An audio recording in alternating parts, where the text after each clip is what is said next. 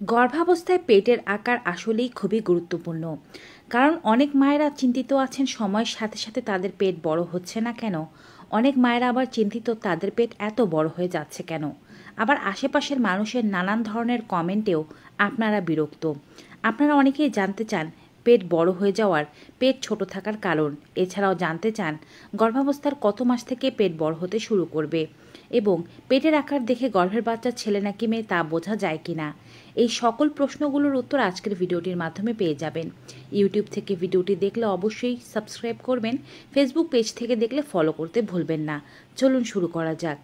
গর্ভাবস্থায় শিশুর আকারের সাথে পেটের আকার কোন কোন ক্ষেত্রে নির্ভরশীল এবং কোন কোন ক্ষেত্রে নির্ভরশীল না তা আমরা এখন জানাবো। আপনার উচ্চতা, যদি আপনি লম্বা হন এবং দীর্ঘ পেট হয় তবে আপনার পেট সম্ভবত বাইরের দিকে বেশি বাড়বে না, পেট ছোটই দেখাবে। কিন্তু যেহেতু আপনি লম্বা এবং আপনার পেটটি দীর্ঘ, যার কারণে শিশু ভেতরের দিকে বেশি পরিমাণে জায়গা পাবে বেড়ে ওঠার। এর কারণে পেট ছোট থাকার পরেও আপনার শিশু সঠিকভাবে পেটের ভেতরে বাড়তে পারবে। অপরদিকে যদি আপনি খাটো হয়ে থাকেন সেক্ষেত্রে আপনার জরায়ু পাঁজরের মাঝখানে বেশি জায়গা ফাঁকা নেই, সেক্ষেত্রে পেটটি বাইরের দিকে ধাক্কা দেবে এবং আপনার পেট বাইরের দিকে বেশি পরিমাণে বোঝা যাবে। আপনার শিশুর অবস্থান কিন্তু পরিবর্তিত হয়। শিশু আপনার পেটের ভেতরে প্রচুর ঘোরাফেরা করে, অন্তিম পর্যায়ে গিয়ে এই ঘোরাফেরা কমে যায়। তবে শিশু মাসের এক এক সময় এক এক জায়গায় থাকতে পারে। প্রথম দিকে শিশু উপরের দিকে থাকে, তাই উপরের দিকের পেটটা বেশি ফোলা থাকে এবং আস্তে আস্তে শিশু নিচের দিকে নেমে যায়, মাথা নিচের দিকে নেমে যায়, ভরও সম্পূর্ণ নিচের দিকে বেশি পরিমাণে অনুভব হয়। সেক্ষেত্রে উপরের পেটটা ফাঁকা লাগে এবং নিচের পেটে বেশি পরিমাণে ভার অনুভব হয়। এক কথায় শিশু যেমন করে তার অবস্থান পরিবর্তন করবে, মায়ের পেটের আকার আকৃতিও তেমনভাবে পরিবর্তন হতে শুরু করবে। কিছু কিছু ক্ষেত্রে বাচ্চা অভ্যন্তরীণ কোন অবস্থানে আছে সেটির উপরেও নির্ভর করে। যদি বাচ্চার পিঠ আপনার পেটের দিকে থাকে এবং বাচ্চার প্লাসেন্টা আপনার মেরুদণ্ডের দিকে থাকে, সেক্ষেত্রে কিন্তু বাচ্চার বৃদ্ধিটা ভেতরের দিকে বেশি পরিমাণে হয়ে থাকে। প্লাসেন্টার ওজনটা বা প্লাসেন্টার আকারটাও ভেতর দিকে বড় হয়, তাই এই পেটগুলো বাইরের দিকে বেশি পরিমাণে দেখা যায় না। কিন্তু যদি উল্টোটি হয়, অর্থাৎ বাচ্চার পিঠ আপনার পিঠের দিকে এবং প্লাসেন্টা পেটের সামনের দিকে লেগে আছে, সেক্ষেত্রে পেট বাইরের দিকে বেশি পরিমাণে বের হতে দেখা যায়। বাচ্চার এই অঙ্গ প্রত্যঙ্গগুলো যদি বিভিন্ন দিকে ছড়িয়ে থাকে, সেক্ষেত্রে মায়ের পেট আড়াআড়িভাবেও বড় হতে দেখা যায়। যদি আপনার প্রথম গর্ভাবস্থা হয়ে থাকে তবে আপনার শরীর কিন্তু আগে থেকেই গর্ভাবস্থার জন্য প্রস্তুত নয়। এক্ষেত্রে আপনার দৃঢ় পেশি থাকার কারণে আপনার জরায়ুটি তেমন একটা বাড়তে পারবে না, সবসময় টান টান অনুভব হবে। সেক্ষেত্রে প্রথম গর্ভবতীদের ক্ষেত্রে পেট ছোট থাকতে বেশি পরিমাণে দেখা যায়। কিন্তু যদি এর উল্টোটি হয়, দেখা যায় আপনার এটি দ্বিতীয় বা তৃতীয় গর্ভাবস্থা, এখন পেটের পেশিগুলো আর আগের মতো শক্ত নেই, অনেকটাই নরম হয়ে গিয়েছে, জরায়ুও অনেকটা ঢিলা অবস্থায় আছে, সেক্ষেত্রে দেখা যায় তাদের পেট বেশি পরিমাণে বাড়তে পারে। প্রথম গর্ভাবস্থার তুলনায় যদি দ্বিতীয় গর্ভাবস্থায় আপনার পেট বেশি বড় হয়, তার মানে কিন্তু এটি মোটেও নয় যে আপনার প্রথম বাচ্চাটি সুস্থ ছিল না এবং দ্বিতীয় বাচ্চাটি ভালোভাবে সুস্থ আছে এবং বড় হচ্ছে। আপনার পেটের এই আকার কোনোভাবেই এটিকে নির্দেশ করে না যে পেটের বাচ্চাটি কেমন আছে বা ভালো আছে নাকি ভালো নেই। অ্যামনিওটিক তরলের যে পরিমাণ পেটের মধ্যে আছে তার উপরে নির্ভর করেও পেটের পরিমাণ বড় বা ছোট দেখাতে পারে। যদি কোনো বাচ্চার আশেপাশে অ্যামনিওটিক তরল খুব বেশি পরিমাণে থাকে, সেক্ষেত্রে প্রথম 20 সপ্তাহে দেখা যাবে মায়ের পেট অনেক বেশি বড় দেখাচ্ছে। আর অ্যামনিওটিক তরলের পরিমাণ যদি তুলনামূলক কম থাকে, সেক্ষেত্রে মায়ের পেট কম দেখাবে। অ্যামনিওটিক তরল সাধারণত শিশু গ্রহণের মাধ্যমে একটি ব্যালেন্স বজিয়ে রাখে, অর্থাৎ শিশু এই অ্যামনিওটিক তরলটি খায়, আবার মূত্র হিসেবে সেটিকে ত্যাগ করে, আবার সেটিকে গ্রহণ করে। এভাবে অ্যামনিওটিক তরলের ভারসাম্য বজায় থাকে। অনেক ক্ষেত্রে অ্যামনিওটিক তরলের পরিমাণ বেশি থাকে, অনেক ক্ষেত্রে কম থাকে, দুটোই ভালো নয়।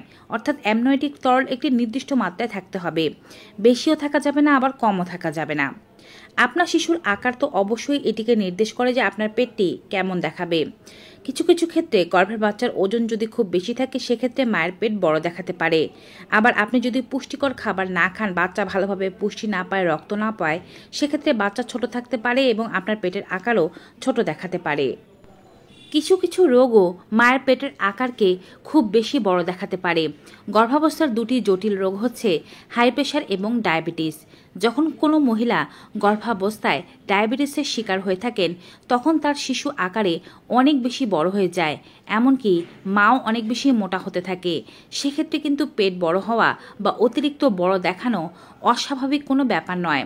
আবার অনেক ক্ষেত্রে যাদের প্রি একলামশিয়া বা একলামশিয়ার মতো সমস্যা হচ্ছে কিংবা শরীরে প্রচুর জল এসে গিয়েছে, হাই প্রেশারের মতো সমস্যা দেখা দিয়েছে, সেক্ষেত্রে শরীর ফুলে যাওয়ার কারণে আপনাকে অনেক বেশি মোটা লাগতে পারে এবং পেটও অনেক বেশি বড় লাগতে পারে। সর্বসাকুল্যের কথা হচ্ছে একটি, আপনার বাচ্চা কেমন আছে তা নির্ভর করবে আল্ট্রাসাউন্ড রিপোর্টের উপরে। আল্ট্রাসাউন্ড করানোর পর যদি সেখানে দেখা হয় ওজন ও উচ্চতা বাচ্চার ঠিক নেই সপ্তাহ অনুযায়ী, তবে আপনাকে অবশ্যই চিন্তিত হতে হবে এবং ডক্টর যে পরামর্শ দিবে সেটি মেনে চলতে হবে। আর যদি এমনটা হয় যে সপ্তাহ অনুযায়ী বাচ্চার ওজন ও উচ্চতা ঠিক আছে, সেক্ষেত্রে আপনি কোনো চিন্তাই করবেন না। সপ্তাহ অনুযায়ী বাচ্চার ওজন ও উচ্চতা অনেক বেশি হওয়া বা খুব কম থাকা দুটোই ভালো লক্ষণ নয়। আর এই কোনো কিছুই আপনি পেট দেখে নির্ধারণ করতে পারবেন না, পেটের আকার দেখেও নির্ধারণ করতে পারবেন না। এটি নির্ধারিত হবে শুধুমাত্র আল্ট্রাসাউন্ড রিপোর্টের তথ্য অনুযায়ী। তাই সময় সময় যেভাবে ডক্টর আপনাকে আল্ট্রাসাউন্ড করাতে বলবে সেভাবে অবশ্যই আল্ট্রাসাউন্ড করবেন। যদি আপনার পেট কোনো রোগের কারণে অতিরিক্ত বড় হয়ে থাকে তার জন্য কি সমাধান আছে তাও জেনে নেবেন। যদি পুষ্টিকর খাবার কম খাওয়ার কারণে, রক্ত অক্সিজেন কম থাকার কারণে বাচ্চা ছোট থাকে, তাও পরিহার করার চেষ্টা করবেন, ভালো ভালো খাবার খাওয়ার চেষ্টা করবেন। কখনো কে কী বলল তা নিয়ে কিন্তু চিন্তা করার কোনো কারণ নেই, কারণ এগুলো কোনো মুখ্য বিষয় না। আপনার বাচ্চা সুস্থ আছে কিনা এটিই মুখ্য বিষয়। মূলত অনেকেই প্রশ্ন করে থাকেন যে গর্ভের বাচ্চা বড় হচ্ছে কিনা কিভাবে বুঝবো, কত সপ্তাহ থেকে বা কত মাস থেকে আমাদের পেট বড় হতে শুরু করবে। পেট বড় হওয়ার বিষয়টি এক একজনের ক্ষেত্রে এক একভাবে নির্ভর করে। যেমন যদি কোনো বাচ্চা দ্রুত বড় হতে থাকে, বাবা মা গড়ে পড়তায় লম্বা হয় এবং স্বাস্থ্য ভালো হয়, সেক্ষেত্রে বাচ্চারা দ্রুত বড় হয়, মায়েদের পেট আগে দেখা যেতে পারে। আবার কোনো মা যদি গড়ে পড়তায় স্বাস্থ্য খারাপ হয় এবং মা খাটো হন, সেক্ষেত্রে বাচ্চা তুলনামূলক কম বাড়তে পারে।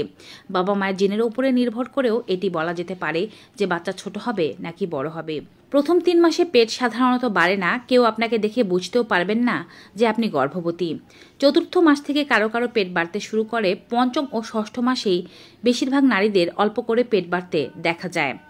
যাদের এখন পর্যন্ত বাড়েনি তারাও চিন্তা করবেন না, কারণ এ সময়েও বাচ্চার ওজন খুবই কম থাকার কারণে অনেকের পেট বাইরে দেখা যায় না।